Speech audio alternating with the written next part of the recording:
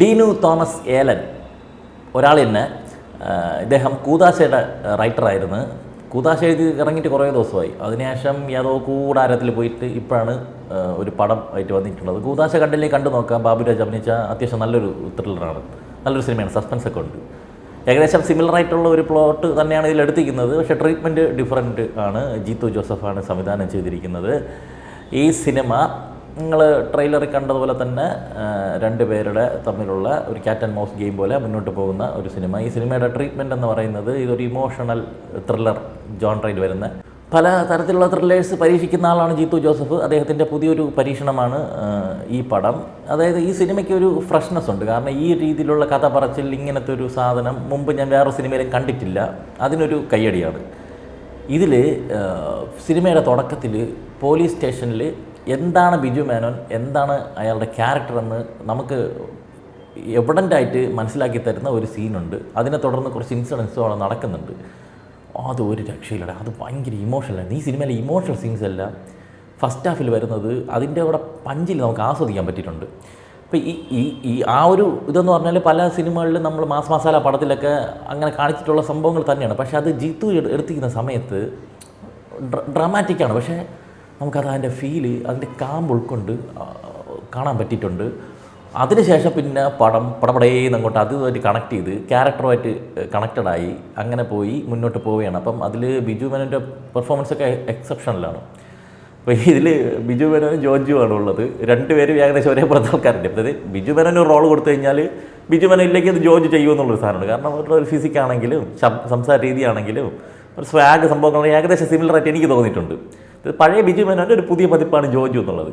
അപ്പോൾ ഇവർ രണ്ടുപേരും വരുന്ന സമയത്ത് ഇവരുടെ ഒരു പെർഫോമൻസിൻ്റെ ഒരു മത്സരം കൂടി ഈ സിനിമയിൽ കാണാൻ പറ്റുന്നുണ്ട്. അത് ഉടനീളമുണ്ട്. ബിജു മേനോൻ ഗംഭീരമായിട്ട് ചെയ്തിട്ടുണ്ട്. ഇപ്പോൾ മനസ്സിനകത്ത് ഒരു സാധനം വെച്ചിട്ട് പുറത്ത് വേറെ രീതിയിൽ അഭിനയിച്ച് ആക്ട് ചെയ്ത് പറഞ്ഞ് ഫലിപ്പിക്കുന്ന ഒരു സാധനമുണ്ട്. അത് കൊണ്ടുവരിക എന്ന് പറയുന്നത് ഭയങ്കര ടഫായിട്ടുള്ള ഒരു കാര്യമാണ്. അത് അഭിനയിക്കുക എന്ന് പറയുന്നത് അത് ബിജു മേനോൻ ഗംഭീരമായിട്ട് ചെയ്തിട്ടുണ്ട്.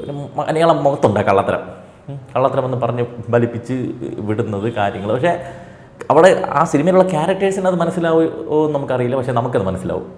അത് ഗംഭീര പെർഫോമൻസാണ്. അങ്ങനെ ഉടനീളം ബിജു മേനോൻ ആണ് ഇതിൽ മെയിനായിട്ട് മുന്നിട്ടിരിക്കുന്നത്. പക്ഷേ ജോജു വരുന്ന സമയത്ത് ഇമോഷണൽ സൈഡ് ജോജു കലക്കിയിട്ടുണ്ട്.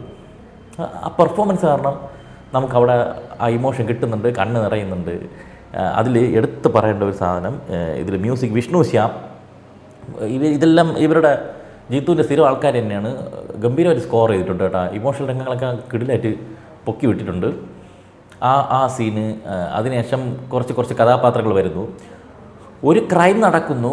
ആ ക്രൈം ഒരു ക്രൈം നടന്നിട്ട് പിന്നെ അതിൻ്റെ അന്വേഷണമായിട്ട് വേണമെങ്കിൽ സാധാരണ സിനിമകളെ പോലെ ഈ സിനിമ ട്രീറ്റ് ചെയ്യുന്നില്ല. ക്രൈം നടക്കുന്നത് വ്യക്തി ആരാണ്, അതിനെ ചുറ്റിപ്പറ്റിയുള്ള ആൾക്കാരാരാണ്, അവരെ പരിചയപ്പെടുത്തി അവരെ ക്യാരക്ടേഴ്സ് സ്ട്രോങ് ആയിട്ട് മനസ്സിൽ പതിപ്പിച്ചതിന് ശേഷം ക്രൈം നടക്കുമ്പോൾ നമുക്ക് ആ ഇൻറ്റൻസിറ്റി പൂർണ്ണമായിട്ടും കിട്ടുന്നുണ്ട്. അത് ഫസ്റ്റ് ഹാഫിൽ ത്രൂ ഔട്ട് നല്ല എൻഗേജിങ് ആയിട്ട് ഈ സിനിമ ത്രില്ല് ഉണർത്തി ഇമോഷണലാക്കി മുന്നോട്ട് പോകുന്നുണ്ട്. ഇവിടെയൊക്കെ എടുത്ത് പറയേണ്ട പെർഫോമൻസ്, ലെന ഗംഭീര പെർഫോമൻസ് ആയിരുന്നു. ലിയോൺ ലിഷോയുണ്ട്, ഷാജു ശ്രീധർ ഒരു ക്യാരക്ടർ, നിരഞ്ജന അനൂപ് ഇവരൊക്കെ ഉണ്ട്. വൈഷ്ണവി രാജ് നല്ലൊരു ക്യാരക്ടറായിരുന്നു, നന്നായിട്ട് ചെയ്തിട്ടുണ്ട്. ഇർഷാദ്, പിന്നെ KR ഗോകുലും. അതിൽ രണ്ട് പാരൻറ്റിങ്ങിനെ കുറിച്ച് ഈ സിനിമ പറയാറുണ്ട്. ടോക്സിക് പാരൻറ്റിങ്ങും നല്ല പാരൻറ്റിങ്ങും. അത് ആണുങ്ങളെ വളർത്തുന്നതായാലും പെണ്ണുങ്ങളെ വളർത്തുന്നതായാലും വളർത്തേണ്ട രീതിയും കുട്ടികൾ വളർന്നു വരുമ്പോൾ ക്യാരക്ടർ ചേഞ്ചസ് വരുന്നത് അതൊക്കെ ഭയങ്കര ഡീറ്റെയിൽ ചെയ്തിട്ടുണ്ട്. ആ സീനുകളും ഗംഭീരമായിരുന്നു. ഫ്ലാഷ് ബാക്കിൽ വരുമ്പോഴായാലും ആ രംഗങ്ങളൊക്കെ കൺവിൻസ്ഡ് ആയിട്ട് ഞാൻ പറഞ്ഞ അവരെന്താണോ ഉദ്ദേശിച്ചത് അത് നമുക്കവിടെ കിട്ടുന്നുണ്ടായിരുന്നു. പിന്നെ റിനോഷ് ജോർജ് ഉണ്ട്, ടിപ്പിക്കൽ റിനോഷ് ജോർജ് തന്നെയാണ്. നല്ല ഗംഭീരമായിട്ട് പുള്ളിക്കാരൻ ചെയ്തിട്ടുണ്ട്. പ്രിയ ശ്രീജിത്ത് കിടിലൻ പെർഫോമൻസ്. മനോജ് കെ യു എന്ന് പറയുന്നത് ഒരു പുതുമുഖ നടനല്ല, നിങ്ങൾ ആദ്യം അത് മനസ്സിലാക്കുക. മനോജ് കെ യുവിൻ്റെ ശബ്ദവും സ്ലാങ്ങും കാര്യങ്ങളും ഒക്കെ നമുക്ക് എസ്റ്റാബ്ലിഷ് ചെയ്ത് വന്നിട്ടുണ്ട്. അപ്പോൾ വേറൊരാളെ കൊണ്ട് ഡബ് ചെയ്യിപ്പിക്കുന്ന സമയത്ത് അത് എവിഡൻ്റായിട്ട് മുഴച്ചിരിക്കും. അതൊന്ന് ശ്രദ്ധിച്ചാൽ കൊള്ളായിരിക്കും. പിന്നെ ശാന്തി മായാദേവി ഇപ്പോൾ എല്ലാ ജീത്തു ജോസിൻ്റെ പടത്തിൽ മിക്കയിലും ഉണ്ടാവും. മറ്റേ അഡ്വക്കേറ്റ് ഈ പടത്തിലുള്ള നേരിലുള്ള ദൃശ്യം 2 പിന്നെ രമ്യ സുരേഷ് ഉണ്ട്. രമ്യ സുരേഷ് ദാരിദ്ര്യമൊക്കെ മാറി ടോപ്പ് ലെവൽ MLA ആയിട്ടുണ്ട്. ഈ പടത്തിൽ അങ്ങനെ വന്നിട്ടുണ്ട്. അങ്ങനെ പോയിട്ട് ഇതിലൊരു പ്രശ്നം എന്ന് പറഞ്ഞാൽ 1-2 ലോജിക്ക് കല്ലുകടി വരുന്നുണ്ട്. ഇപ്പോൾ ഒരു എങ്ങനെ പറയാം, സ്പോയിലർ വരാതെ ഒരു അപകടത്തിൽ ഒരാൾ പെടുന്നു എന്ന് മനസ്സിലാവുമ്പോഴേക്കും പ്രാരംഭമായിട്ട് എന്താ ചെയ്യേണ്ടത്? അയാളെ അപകടത്തിൽ നിന്ന് രക്ഷപ്പെടുത്തുക എന്നുള്ളതാണ്. അത് ചെയ്യാതെ കാഴ്ചക്കാരായിട്ട് കഥ കേട്ടോണ്ടിരുന്നത് എങ്ങനെയാണത്? പിന്നെ ഇത് അവരുടെ സിനിമാറ്റിക് ലിബർട്ടിയാണെന്ന് നമുക്ക് പറയാം. അതായത് അവർക്ക് അതിനേക്കാളും പ്രധാനപ്പെട്ട ഒരു കാര്യം ചെയ്യാനുണ്ട്. അവരത്ര പ്രാധാന്യം കൊടുക്കാത്തതുകൊണ്ട് ചെയ്യുമെന്ന് പറയും. പക്ഷേ എല്ലാവരും അങ്ങനെ ചിന്തിക്കുമ്പോൾ, പ്രത്യേകിച്ച് ആ സിറ്റുവേഷൻ അങ്ങനെയാണ്, പുറത്തത്രയും ഒരു രഹസ്യമായിട്ട് നടക്കുന്ന ഒരു കാര്യമല്ല, അവിടെ ഒരു ലോജിക്കിൻ്റെ ഒരു ബ്ലണ്ടർ ഫീൽ ചെയ്തു. അതുപോലെ കുറേ ഇടത്ത് ഇതൊക്കെ ഇങ്ങനെയൊക്കെ കറക്റ്റാണ് നടക്കുന്നു എന്നുള്ള സംഭവം, വാപ്പച്ചിയുടെ ലെഗസി വാപ്പച്ചിയുടെ ലെഗസി കിട്ടുമോ എന്നുള്ള പ്രശ്നങ്ങളൊക്കെ സെക്കൻഡ് ഹാഫിൽ വന്നിട്ടുണ്ട്.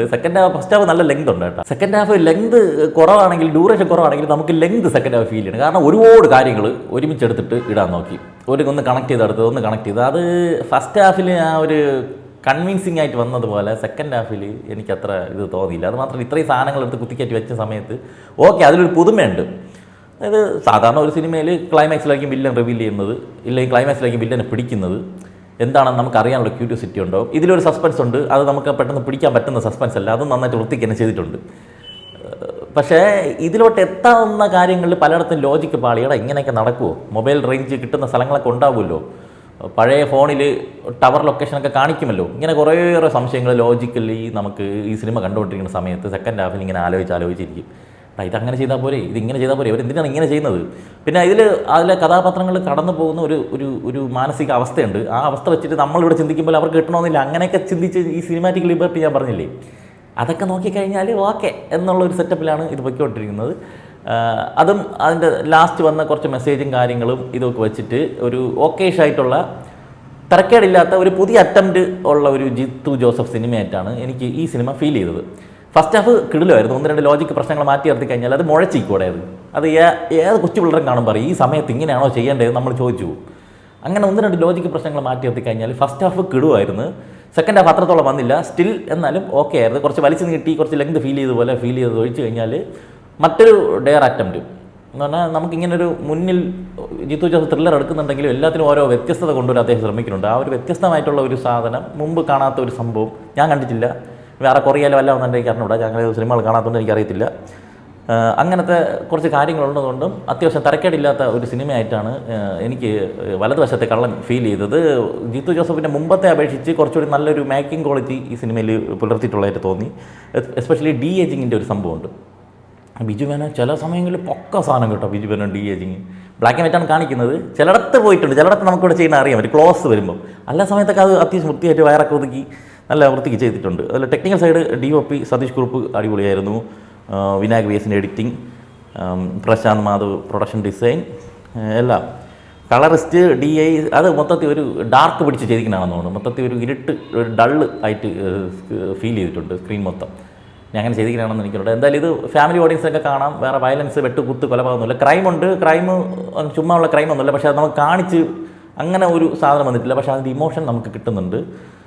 അങ്ങനെ നിൽക്കുന്ന മികച്ച ഒരു ഫസ്റ്റ് ഹാഫും കുറച്ച് കല്ലുകടി ലോജിക്കൊക്കെ പ്രശ്നങ്ങളുണ്ടെങ്കിലും നന്നായിട്ടിരിക്കുന്ന ഒരു ഫസ്റ്റ് ഹാഫും ഒരു അല്പം വലിഞ്ഞു പോയതും കുറച്ച് അവിശ്വസനീയത ഉള്ളതുമായിട്ടുള്ള ഒരു സെക്കൻഡ് ഹാഫും നിറഞ്ഞ ഒരു ജിത്തു ജോസഫ് ത്രില്ലർ. അതാണ് വലതുവശത്തെ കള്ളൻ. ആമസോൺ, ഫ്ലിപ്കാർട്ട്, അജിയോ, മിന്ത്ര മുതലായ ഓൺലൈൻ ഷോപ്പിംഗ് സൈറ്റുകളിലൊക്കെ കുറേ ഓഫർ ഡെയിലി വരുന്നുണ്ട്. അപ്പോൾ നിങ്ങൾ അറിയാതെ പോകുന്ന അത്തരം ഓഫറുകളൊക്കെ നമ്മുടെ വാട്സാപ്പ് ചാനലിൽ റെഗുലർലി അപ്ഡേറ്റ് ചെയ്യാറുണ്ട്. അപ്പോൾ താല്പര്യമുള്ളവർ നമ്മളെ വാട്സാപ്പ് ചാനൽ ഒന്ന് ഫോളോ ചെയ്തോളൂ. ലിങ്ക് ഫസ്റ്റ് കമൻറ്റിൽ പിൻ ചെയ്ത് വെച്ചിട്ടുണ്ട്.